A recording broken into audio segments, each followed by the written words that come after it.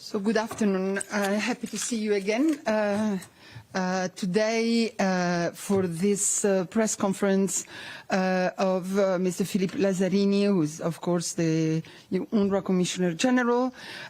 He will give us some introductory remarks to update us on the situation in the OPT, and then we will take questions. Philippe, you have the floor. Thank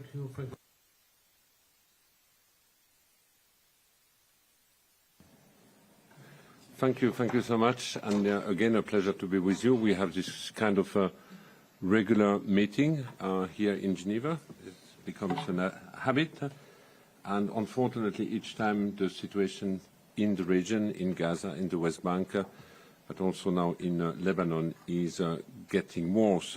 But let me start to tell you why I'm here this week. I did not come here to provide briefing for member states or whatever. For the first time, the agency decided to have its advisory commission meeting outside of the region, and we have decided to have it in Gaza. So we have 2 advisory commissions a year with about 40 member states represented in this advisory commission, and it was the first time we were meeting in person since the beginning of the war in Gaza.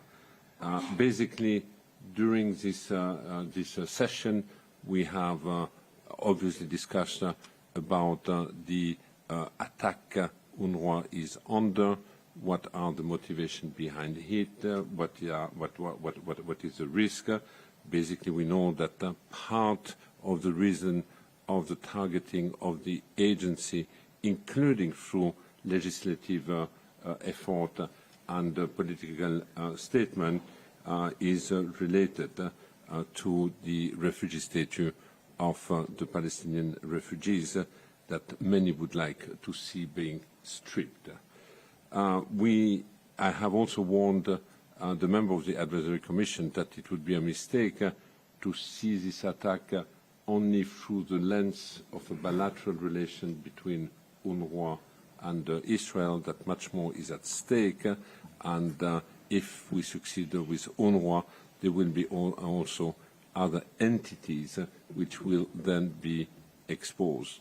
And the risk behind it is that we create a new standard for other complex emergencies in the future, and hence my call to the member of the Advisory Commission, but also to the member states in general, to strongly push back on this effort. I have also discussed with a member of the Advisory Commission about the critical role the agency can play and is playing now, remain the backbone of the broader humanitarian response in Gaza. But I also do believe that the day we will start a transition, a day in between, the day leading to the day after, the agency will have absolutely critical contribution to do, especially when it comes to the resumption of education and primary health. And we had a full session dedicated to education to look at how this could be rolled out in Gaza. I was also asking the member state to do whatever is possible to shield politically the agency, and to make sure that whenever there is an agreement on any type of roadmap transition, that the role of the agency be also specifically mentioned. Now, when it comes to the field or the latest, I know that you have quite a lot of information today. You heard about the IPC, which was issued in Rome and which will be further discussed in New York at the noon briefing. But to tell you the truth, there is very little positive news to share with you, and also very little positive impact on what we heard a week, 10 days ago, as being daily tactical pause to facilitate the humanitarian supply into the Gaza Strip. Last night, again, a school has been hit at the level of the beach camp, which is on the northern part of Gaza, and reportedly we have heard about 12 people killed, 22 would have been injured. But this brings also the total of our premises which have been hit or damaged or targeted since the beginning of the war to 190, which is more than half the premises and the infrastructure that we have in the Gaza Strip. And as you know, these premises and this shelter are also used by the population to seek what remains as a possible protection, but more than 500 people so far have been killed while seeking the UN protection. So that's add, in fact, to my call to the member of the Advisory Commission and other member states. We are not only on the political or legislative or smearing campaign attack, but on the ground, the UN and UNRWA has also been targeted. We have paid a heavy price. More than 200 humanitarian staff have been killed, among them 193 only from my own organization. And this is also the reason why I believe that we need more than the welcome Security Council resolution 2 weeks ago on the protection of humanitarian aid workers. We need to complement this with proper mechanism of investigation and accountability. Now, when it comes to the aid delivery, I have to say it's becoming more and more complicated. It has been extraordinarily excruciating over the last few weeks to bring aid. Far too many trucks have been looted, have not reached properly destination. The number of crossings remains far too limited, and basically we are confronted nowadays to a near total breakdown of law and order, and with truck driver being regularly threatened or assaulted, and less willing to move assistance from the border to our warehouses and warehouses to the people. In addition of that, you might have heard about the cigarette smuggling, which is the latest type of smuggling taking place in Gaza, where we have been reported that one cigarette costs between $20 and $30. So you multiply by the number of cigarettes in one pack, and then la cartouche, and that gives you, in fact, the value of this cigarette in Gaza. Yesterday, for example, just to tell you how precarious the situation is, even in terms of resources, we had only 30 liters of remaining gasoline, and all our armored vehicles in the Gaza Strip do function on gasoline. And basically, yesterday we were in a situation where our international staff was not able to move properly. I mean, needless to say that our call is always the same call and has been hammered and repeated so many times. We need sustainable, meaningful, uninterrupted aid in the Gaza Strip if we want to reverse the hunger situation. And you saw the latest APC, 1 in 5 persons are living in a catastrophic nutritional situation. Then the acute malnutrition impacts nearly the entire population in Gaza, more than 90%, and between those being in emergency and catastrophic situation, and catastrophic means risk of famine is here at any time between now and September, we have in total more than 1 million people. So our efforts will have to continue, and clearly the environment today is not conducive for us to fully reverse the trend we have observed until now. Maybe just 1 or 2 comments on the children. You saw that yesterday Also an international organization, I think Save the Children, has issued a report on the children. Again, the figures are quite staggering there. They're talking about 4,000 children missing, and 17,000 being unaccompanied, so more than 20,000. And you add this to the reported 14,000 children who have been killed since the beginning of the war, and you take also into consideration that basically we have every day 10 children who are losing one leg or two legs on average.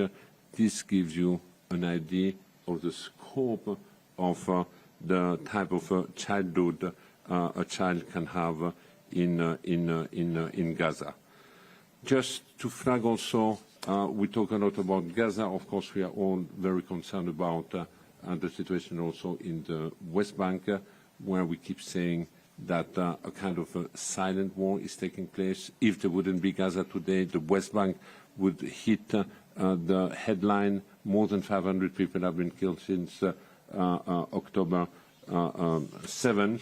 But what also striking when we go to the West Bank is the intensity of the operation taking place in the refugee camp or in the villages. 2 weeks ago, I visited one of them in Tulkarem, and sometimes it looks like a war zone because a security operation taking place end up most of the time now with the destruction of neighborhood, the destruction of public infrastructure, and so on. We talked also a lot today about, and I will stop here maybe after, about the funding situation of the agency. You know that before October 7, we were always talking, in fact, about the funding situation of the agency, the only agency functioning on a negative cash flow for more than 4 or 5 years. We have suffered by the absence of attention on the Palestinian-Israeli conflict over the last 10 years. Our resources have eroded, and we had more and more a mismatch between what we are expected to deliver, and we should never forget that UNRWA is unique because we are asked to provide government-like services, but we completely depend on voluntary contribution of the member states, and hence when the member states are not prioritizing this part of the world or are not prioritizing UNRWA, we start to suffer. We had to muddle through a lot. It had an impact on the quality of our services over the last 10 years. And then we had October 7 with extraordinary, staggering needs in the Gaza Strip, for which I have to say we had a good support, but after that we had January 26, the allegation with our 12 staff, a temporary pause by a number of countries, and you know the story. 2 months later, the Catherine Colonna report has been fully published. Since all the donors have come back, we have some new donors, we have the strong generosity from the public, but all this does not compensate the suspension of our main donor, the United States, and even if we would have the United States, we would definitely not be in a sustainable path when it comes to predictable funding for the agency. So it remains a struggle. It's still part of the identified existential threat of the agency, and a big chunk of the discussion we had with a member of the Advisory Commission was very much related to funding. So I think I will stop here, and thank you. We thank you, Philippe, for these introductory remarks. There are quite a few questions. Sorry, I've seen hands. Yeah, I'll give the floor in the order I've seen it, and I'll start with Radio France Internationale, Jérémy Lange. Bonjour, Monsieur Lazzarini. Je vais vous faire peut-être répéter un peu ce que vous avez dit et préciser sur les les vols.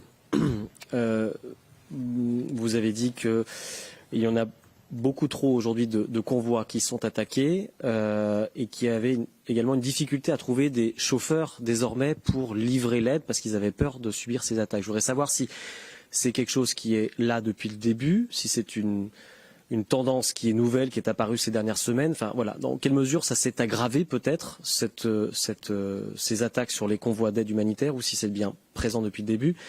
Et ce que vous avez dit sur les enfants, je n'avais pas ce chiffre-là. Est-ce que ça vient du rapport de Save the Children? Je ne sais pas. Vous avez bien dit qu'il y avait 10 enfants par jour qu'ils perdaient l'une ou l'autre de leurs jambes. Je voudrais, voilà, juste vous précisiez ça. Et là aussi, est-ce que c'est quelque chose qui est, on va dire, on fait une moyenne depuis le début du conflit, ou si c'est encore là aujourd'hui, on en a 10 par jour sur ces deux choses, les attaques et les enfants? Oui, merci. Pour les enfants, le chiffre que je viens de vous donner sur les 10 par jour qui perdent une jambe ou deux jambes, vous m'entendez? Oui, c'est bon. Pour les enfants qui perdent une jambe ou deux jambes, ce n'était pas particulièrement dans le rapport de Save the Children. Ça fait partie du rapport des Nations Unies, c'est des sources WHO que UNRWA aussi utilise. Et ça ne tient pas compte des enfants qui ont perdu une main ou un bras. Donc là, je vous parle uniquement des jambes. 10 par jour, ça veut dire environ 2000 enfants après plus de 260 jours de cette guerre brutale. Et en fait, mon point ici était de dire ô combien le prix était élevé pour un enfant d'être à Gaza et qu'au fond, Gaza n'est pas forcément une terre pour les enfants avec cette guerre. Pour ce qui est des pillages, en fait, ce qui est devenu pire qu'avant, c'est le collapse, l'écroulement. C'est l'écroulement en fait de l'ordre public, de l'ordre civil. Et effectivement, ça s'est aggravé avec certaines activités de contrebande. Et aujourd'hui, en fait, on parle de la contrebande des cigarettes. Il y a des groupes qui sont en train, de se constituer un peu partout, mais tout simplement, ça, ce sont les premiers signes d'un chaos qui est en train de se généraliser, d'où l'importance, en tout cas pour ce qui nous concerne, de pouvoir continuer d'utiliser la police locale, mais qui aujourd'hui ne nous escorte plus par peur d'être en fait une cible pendant ces hostilités militaires.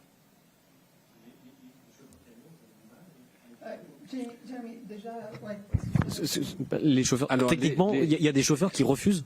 Alors, ça se passe. C'est toujours une compagnie. Donc, on travaille avec des contracteurs. Et si effectivement les contracteurs voient que leur camion pourrait être à risque d'être saccagé ou brûlé et que les chauffeurs sont, tabassés, ils vont hésiter à remettre leur camion à disposition. Et effectivement, nous avons ce genre de problème. Laurent Sierro, de Swiss News Agency. Oui, merci pour la conférence de presse. Je vais poursuivre en français également, du coup.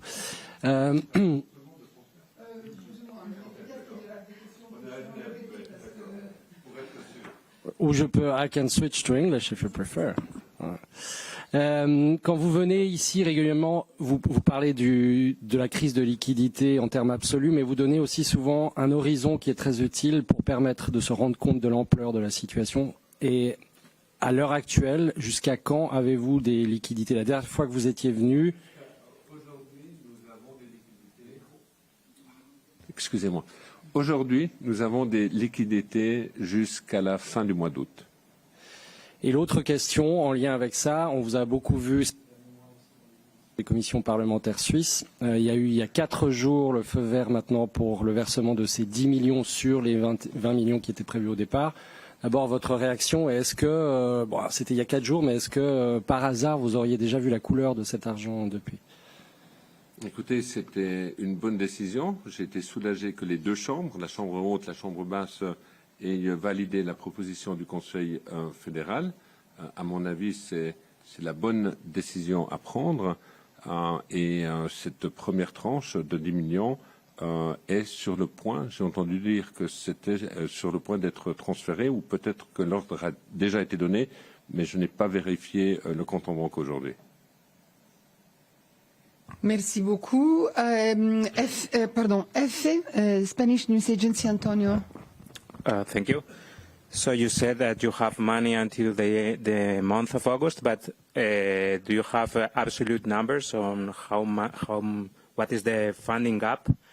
And also, in previous press conferences, you mentioned that 4 countries still were pausing its help to UNRWA. I think United States, Austria, Switzerland, United Kingdom.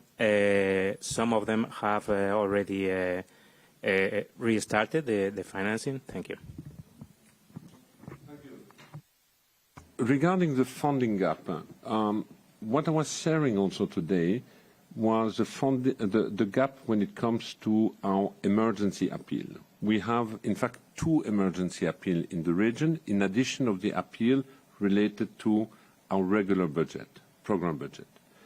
Now, the program, when I was saying until end of August, I was referring to our regular budget, which is the backbone of the organization, which basically covers the 30,000 staff. We have cash until end of August, and basically we still have a shortfall of about $140 million to end the to bridge the end of the year. Now, when it comes to the emergency appeal, we are between 15–18% funded when it comes to the appeal on the occupied Palestinian territory, and basically we are funded at the same level when it comes to Syria, also about 15%. So these 2 appeals are significantly underfunded, which prevent us, for example, to do cash distribution or food distribution in Syria and Lebanon. And in Gaza, obviously, we had an appeal of $1.2 billion recently. We are at 15%. We are far from the needs we were expecting to cover. So this morning, again, an appeal to the member of the Advisory Commission to get mobilized. The next donor event will be in New York on July 12th, organized by the president of the GA, and we will, after that, have another donor event in New York in the margin of the high-level week. And this, for us, an important event, hoping that new contribution be also announced. Today, we are less funded proportionally on our program budget, the regular budget, than we were last year at the same time. Emma Farge, Reuters. Sorry, do you have a about the follow-up, Antonio? just because I asked also about the countries that are still pausing.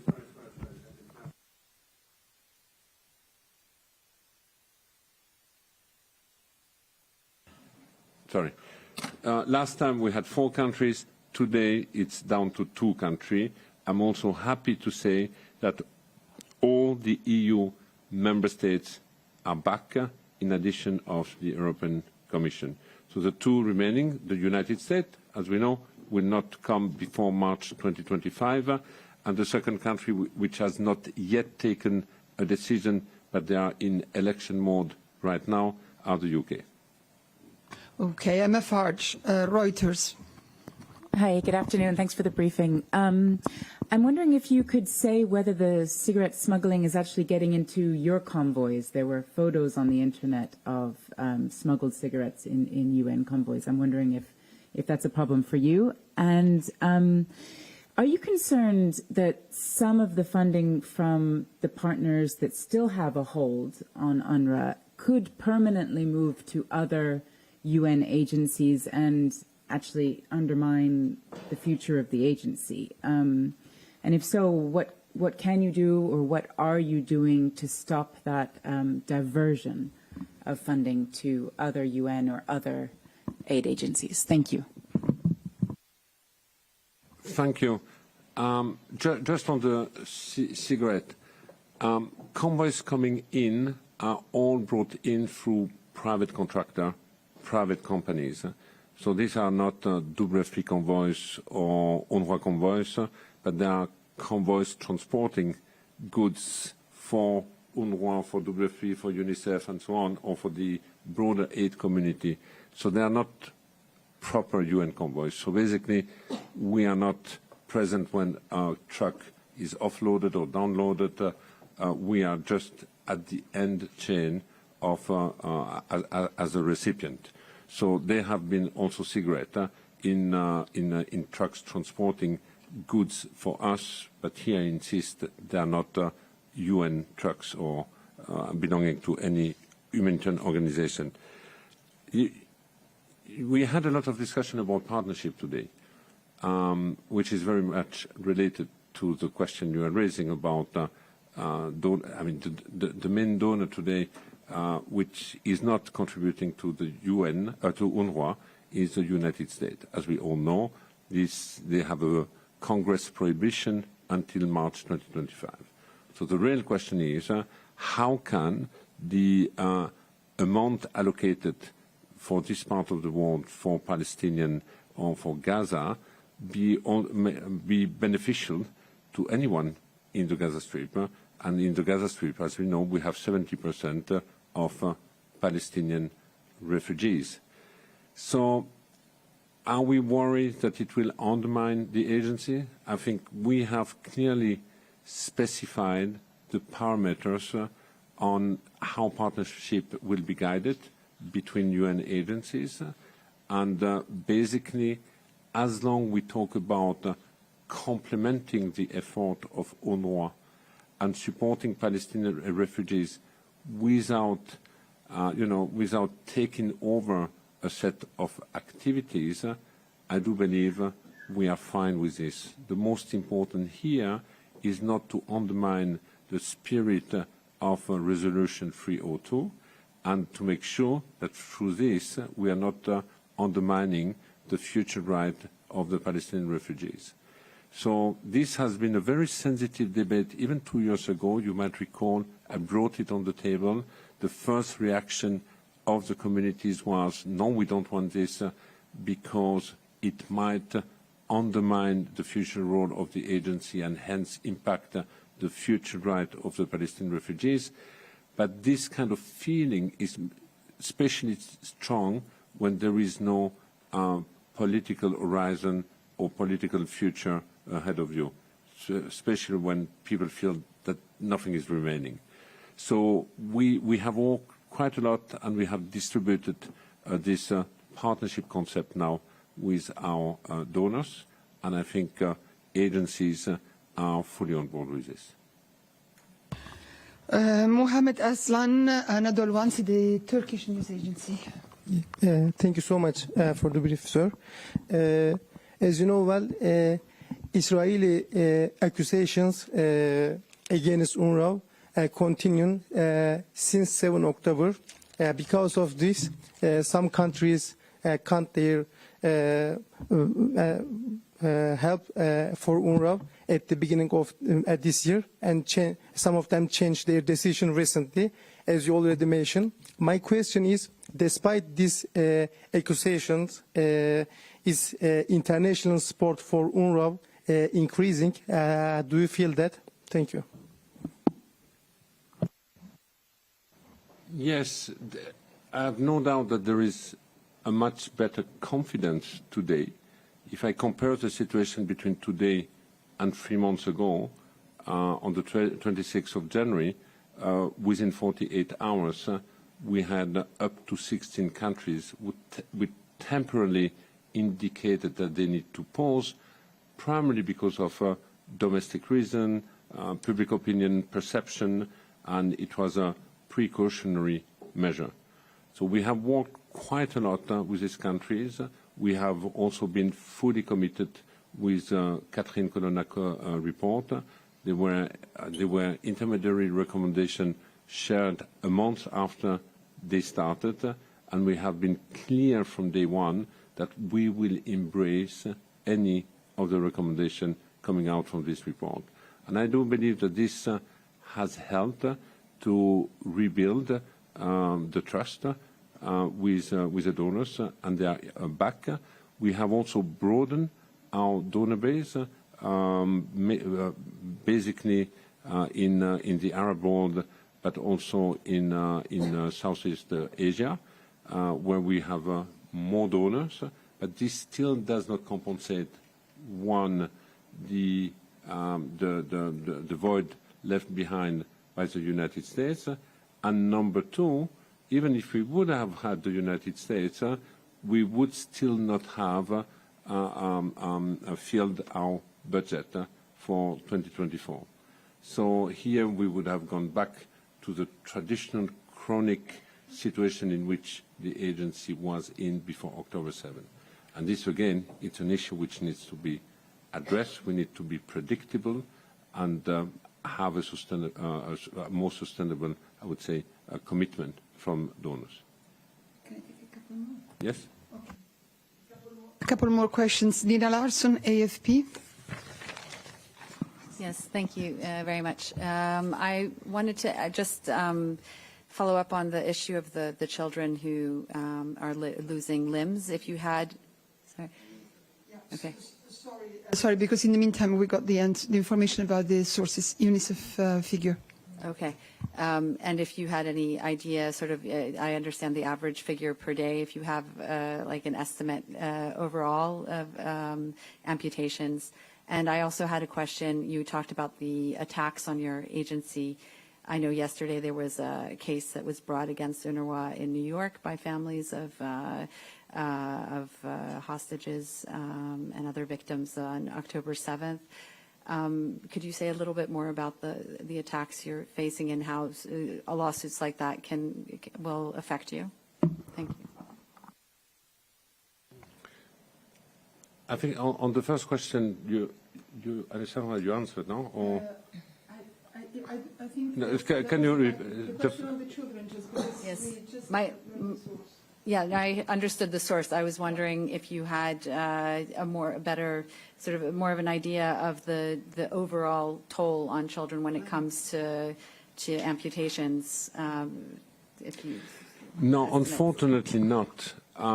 Basically, the figures for the amputated children having lost a leg or two legs, and we also know most of the time how the amputation has taken place in quite horrible condition and sometimes without any type of anesthesia. And this was also applied to the children. But we don't have a total overview because UNICEF and WHO have been cautious enough to say that this does not even include the arms and the hand, and we have many more about this. So we don't have the total figures on this one, basically. Listen, on the attack, I had the occasion to express myself more than once. Basically, we have all type of attack. It starts with social media smearing. When I travel to Europe or to parliaments, you have detractors sending letter to all the lawmakers about UNRWA. Most of the time when we have an event, now it's the advisory commission or a donor event, there is always something coming out. The lawsuit came out yesterday, I believe. We have been also, as you know, politically announced as an objective. The agency needs to be dismantled in UNRWA. We have legislative effort in Tel Aviv at the Knesset with some lawmakers trying to label the organization as a terrorist organization or to get rid of the organization on any territory under control of Israel. We have also a lot of intimidation going on with regular demonstration in Jerusalem, which have turned also violent. We have an atmosphere, I would say, for our staff of a fear and anxiety which has been put in place. Now, on your question about the lawsuit, I learned it through the media. I have not received any notification. I don't know what the status of this lawsuit is all about, but for the time being, I see this as an additional way to put pressure on the agency. Thank you very much. I know you've been very patient. Ria Novosti, Yuria Prelev, and maybe then we'll take, or we close here, or maybe one last. I have seen AP, and, well, we said one. Okay, just go ahead. Yuri, please. Merci, Monsieur le Commissaire Général. J'ai une question vis-à-vis des frappes contre les installations de l'UNRWA à Gaza et sur les pertes que vous avez subies parmi vos employés. Vous ne précisez pas de qui sont venues les frappes et qui est à l'origine, qui sont les responsables. Ça a été aussi constant par rapport au niveau du Haut-Commissariat de l'ONU aux droits de l'homme. On explique seulement qu'une frappe sans préciser de qui venait la frappe. Est-ce que vous pouvez nous dire aujourd'hui que toutes ces morts et toutes ces frappes viennent de l'armée israélienne, ou vous n'avez pas d'informations qui permettraient de dire que peut-être des membres du Hamas aussi sont responsables de certains d'entre elles, ou non? Non, effectivement, je ne peux pas vous dire que toutes les frappes viennent de l'armée israélienne. La grande majorité, oui. Toutes, certainement pas, ou je ne sais pas. Et c'est la raison pour laquelle j'ai demandé à plus d'une fois que lorsqu'il s'agit des installations des Nations Unies, du personnel des Nations Unies, des installations des Nations Unies et des opérations des Nations Unies ou de la communauté humanitaire en général, on a besoin d'une commission d'enquête une fois que les conditions seront en place. On doit déterminer ce qui s'est passé, pourquoi ça s'est passé, qui est responsable et s'assurer que ceux qui sont responsables, eh bien, tout simplement, soient jugés accordingly. Donc, je ne suis pas en mesure de vous dire avec certitude c'est 100% d'un côté et 0% de l'autre côté. C'est peut-être 90 et 10, 95 et 5 ou 80-20, je ne sais pas. Ouais.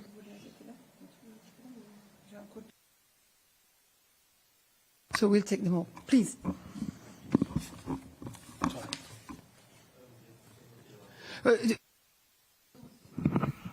Pardon? Tu peux te présenter. Ah oui, pardon. Frédéric Kohler du journal Le Temps. Vous avez évoqué le rapport Colonna et ses recommandations qui ont aidé aussi à débloquer les fonds. Qu'est-ce qu'il en est de l'enquête interne de l'ONU sur les allégations de janvier? Sauf erreur, notamment la Suisse avait dit qu'elle débloquerait les fonds une fois qu'elle aurait connaissance des conclusions de ce rapport interne. Les fonds sont débloqués. Est-ce qu'il faut conclure que vous avez pu donner des indications comme quoi il n'y avait pas de confirmation sur ces allégations?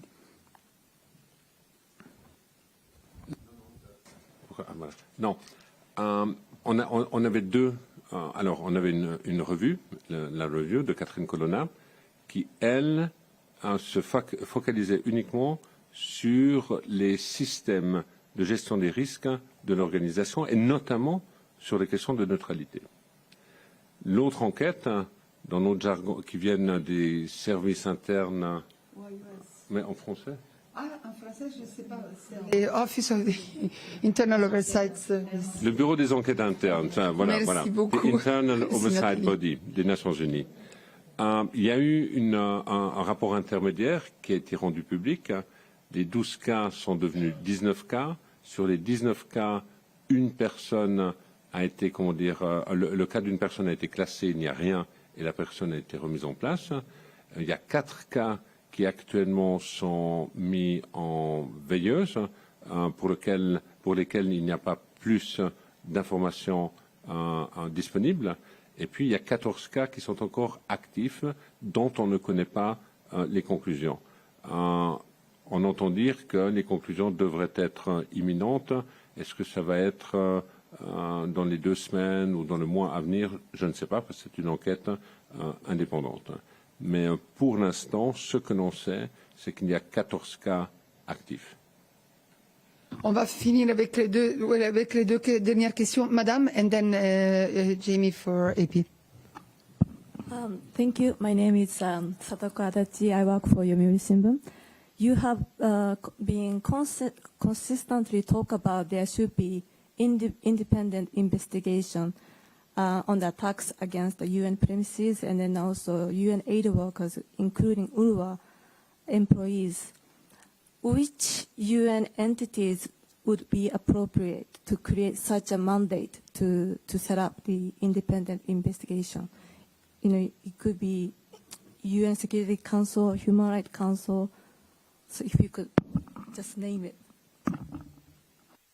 Yes, I addressed the Security Council about 6 weeks ago on this specifically, and basically I called on the member of the Security Council to put in place such an investigative capacity. Now, would it be the Security Council? Would it be the Human Rights Council? Would it be the General Assembly? I don't know what the best mechanism is all about. But what I know is that we cannot do nothing with such blatant disregard of a staff premises protected by international law. If we do so, again, we will set a new norm for future conflict. Thank you very much. Last question, Jamie Keaton, Associated Press. Hi, Mr. Lazzarini. Thank you for coming back to see us. If you could just specify the 2 countries that have come back of the 4 that you mentioned. There's 2 that are remaining. So who are the 2 ones that came back? And you also mentioned the broadening of the funding from Southeast Asia and I believe you said some Middle Eastern countries. Is that from governments or is that from individual donors? And then as a final thing, I'd just like to ask, you mentioned also in your statements that with the Kelowna report that you're prepared, you will apply the Kelowna report recommendations throughout, whatever they are. I understand from some NGOs that there's already been some backsliding. The question is really, are you now applying all of those Kelowna report recommendations throughout UNRWA, including, say, for example, in Lebanon and other Palestinian areas? Thank you. Do you have something specific in mind in Lebanon? Mike. There's been some new allegations that you maybe are aware of. Maybe you can tell us about. Yes. Okay. Thank you.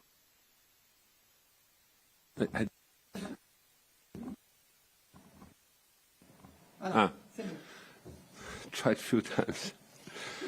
Officially, the last 2 countries who came back were Austria and Romania. I think we were talking about Switzerland, but Switzerland officially did not suspend. It was more a decision process, which has taken a little bit longer. We had, in the Arab world, new countries were Iraq, we had Algeria, we had not completely new, but not traditional Oman who came. We had an exceptional contribution also of Jordan, Jordan being a host country, paying already their share, but we had a contribution from Jordan. We had private sector in Singapore, for example, individual giving. We had recently a contribution from Sri Lanka. We had a contribution from a few Central Asian states. I can tell you after. I don't want to mistake right now. So, yes, there have been a broadening. And in addition of that, as you know, we had a very successful private fundraising campaign. Since October 7, $125 million have been raised through private channel, which is exceptional for the agency. When it comes to the recommendation of the Kelowna report, recently we had adopted a new policy when it comes to political affiliation. We have adopted a new policy when it comes to partnership. These were recommendations coming from the report. We have told the member of the advisory commission that some recommendations will be implemented as from now on. Others will require some resource. We have received resources from few countries, so we are recruiting staff to reinforce the internal oversight bodies, our investigative capacity, the human resource department, and so on. And then we will have recommendations which will take longer, and we will require the political support of both the donor but also of the host country. Now, the case you are referring right now in Lebanon is a specific case. The information given by NGOs has been completely wrong and misleading. I went to Beirut on a specific case. You might know that our officers were blocked for more than 2 months, and I had long discussion with all the political factions, and basically I have told them that I cannot, as a head of an agency, accept that you prevent us to have access to our headquarters and premises, and if you continue to do so because you want to put us under pressure, I'm ready to hand over the keys to the faction. So at the same time, I had also a conversation with the government asking if the government would be ready to ensure that we have full access to our premises. When I left, the person we are talking about is still suspended, remains suspended, and is on administrative leave without pay, and nothing has changed until the end of the investigation. So it's quite deliberately dishonest to try to make believe that my visit was to give in and to reinstate an individual who is under investigation and being fully suspended, if that is the case you were referring to. Thank you. Thank you very much, Philippe. I think you've been extremely exhaustive. We let you rest before the start of the Advisory Commission works again this afternoon. Thanks for being so generous with the Geneva Press Corps. Thanks to all of you who followed the press conference here and online. And good luck with the end of the works. And we wait for you next time you come to Geneva. Thank you very much. Thanks to everyone. Buon après-midi.